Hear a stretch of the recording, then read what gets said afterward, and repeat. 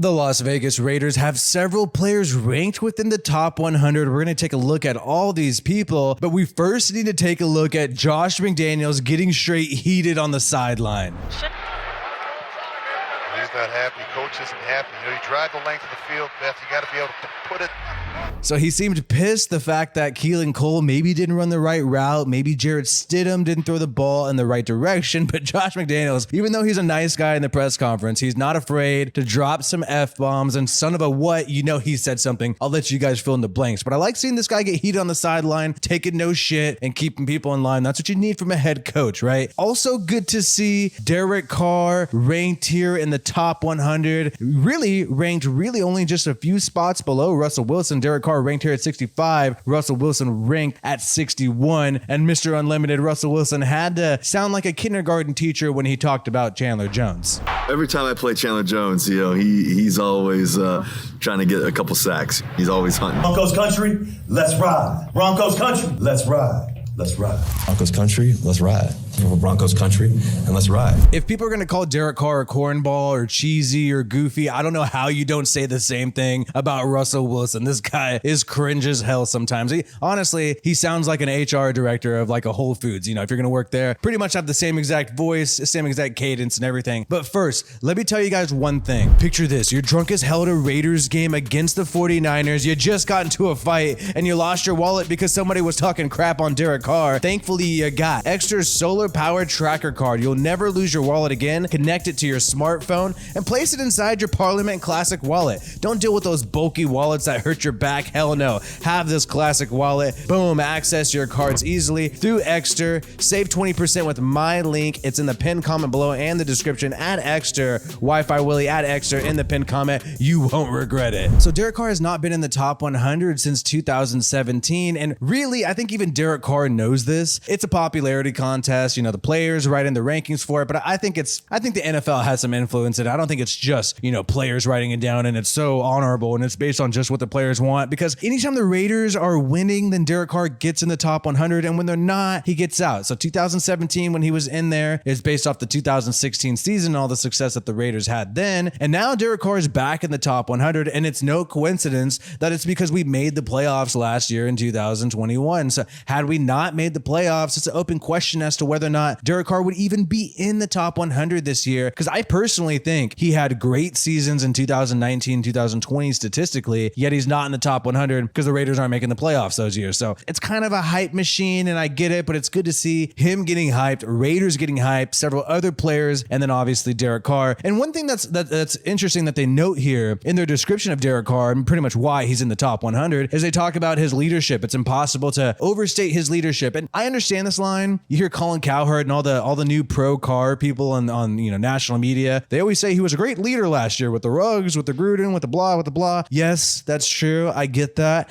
But I just feel like it sort of takes away from what he does on the football field. You're not necessarily talking about him as a football player, and you're using this other reason when really Derek Carr is just as athletic and talented as several other quarterbacks, in the NFL and people inside the top 10 even. I don't know. I'd like to see something more about, his deep ball, how he aired it out a crap load last year, despite the fact that, he's not having elite wide receiver talent on the outside, mainly Zay Jones and Bryan Edwards last year, yet the guy is still airing it out. And also his ability to extend plays. That's what Derek Carr showed he could do last year. We didn't have the greatest offensive line. There's no doubt about that. That's just straight up fact that we did not have a great offensive line last year. We had a bad offensive line last year, but this guy was still able to extend some plays, find his targets, give his wide receivers an opportunity to get open. It's exactly what Derek Carr did. So I'd like to see him get a little more credit there. However, the passing yards, the 4,800 yards, I think that also helped him get in the top 100. And hopefully he can keep doing this, because I don't think we've seen Derek Carr's ceiling. The guy has only gone over 30 TDs in 2015. There's no saying. It's obviously very clear that he can go over that with Devontae Adams, Darren Waller, Hunter Renfrow, and Josh McDaniels. He doesn't need a dual threat quarterback. Aside from Cam Newton in 2020, this guy's always had pocket passers. You got Mac Jones and Tom Brady. Obviously, if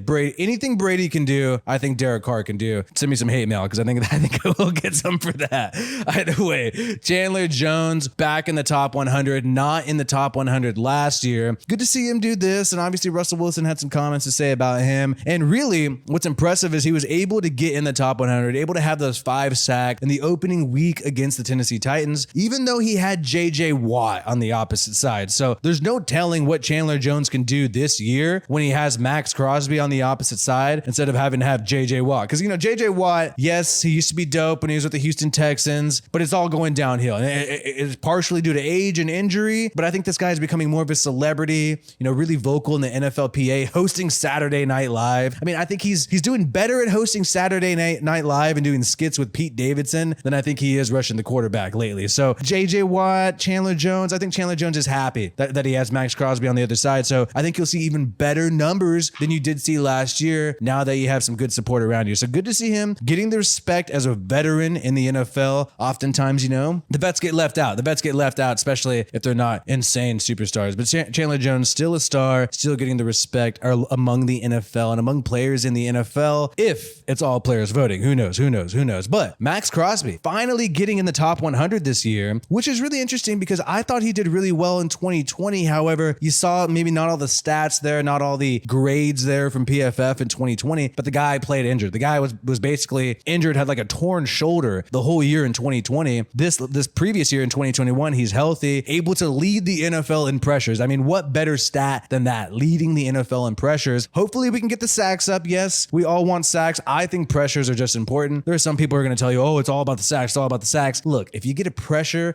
you could force a QB to rush a throw. That could lead to an interception. That could lead to a pass deflection, lead to an incompletion. I think all that is very valuable if you're just generating pressure all the time. And 27% of the time, Max Crosby is generating pressure as a defensive end in the NFL. So good to see him finally getting respect. First time ever in the top 100. Shout out to Max Crosby. He deserves everything. And like I said about Chandler Jones, Derek Carr, I think this is actually more legit with Max Crosby. I think Max Crosby, we have not seen the best Max Crosby yet. Opposite Yannick Ngakoue last year, and really no legit interior defensive line threat for the Raiders last year. So if Max Crosby gets some support around him, Chandler Jones, maybe Bilal Nichols could step up in the interior once he gets healthy, then you could probably see a real elite season by Max Crosby. And hey, who knows? Maybe he'll lead in sacks along with pressures in 2022. I hope so. I'm rooting for Max Crosby. I think we're all rooting for Max Crosby. And who would have thought, the 4th round pick would end up in the top 100? Who would have thought that? Darren Waller was in the top 100 last year, ranked 23rd. Darren Waller's a tricky figure right now because he has his contract situation with the Raiders. And it seems like there's this anxiety amongst the fan base until the ink is signed on the contract. And we know Darren Waller will be here for some time. And look, he was hanging out at the Aces game with Mark Davis, I believe it was a week ago. Yesterday at the Aces game, I believe he has a girlfriend, Kelsey Plume, maybe a girlfriend. I don't know. Either way,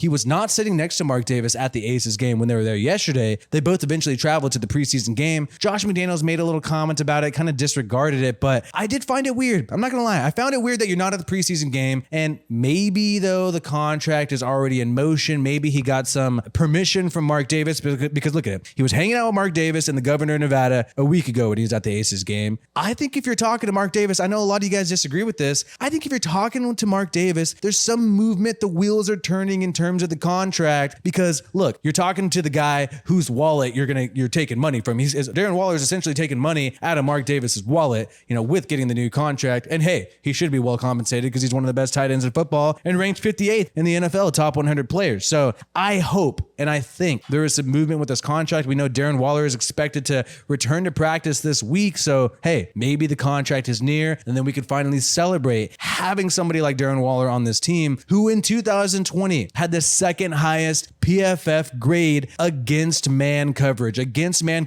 Second highest Darren Waller, first highest Devontae Adams. That's a recipe for success. You're going to see Darren Waller's numbers along with Derek Carr's numbers go up this year. And I believe Darren Waller went down in terms of his numbers, in terms of top 100, because he was injured the last 8 weeks of the season. Obviously would have had more stats had he played, and he would have been higher on this list had he not been injured last year. And then I think Derek Carr would have been higher on this list had Darren Waller not been injured last year, because then you're going to have Derek Carr have a better target other than Zay Jones, Bryan Edwards, and Hunter Renfrow, quite frankly, and Foster Moreau. I mean, Darren Waller is going to make your team better. He's going to make your QB get higher numbers, more more respect, and obviously Waller's numbers would go up as well. So, hey, if he stays healthy, if he stays with this team and signs a long-term deal like he should with this team, he said before in an interview that this next contract, he wants to be his last contract. So I think he wants his contract to be kind of long. If it's his last one, unless this guy's only looking at 3 years, I'm saying 3 years minimum, perhaps 5 years, who knows? But you can see this guy's numbers go up, and hopefully he's going to have more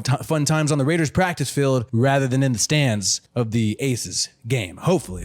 So we have 4 Raiders players on this top 100 list so far. We're not going to find out the other 50 players until the end of the month. Obviously, there's 2 names who are probably going to be on that list. Maybe 3. I don't know. Denzel Perryman could be rough. Maybe he can get in there. Or obviously Hunter Renfrow, he's going to be in the top 100, top 50. And then Devontae Adams, he's going to be in the top 100, top 50. Devontae Adams, I mean, the question is, where is he going to be ranked? 1, 2?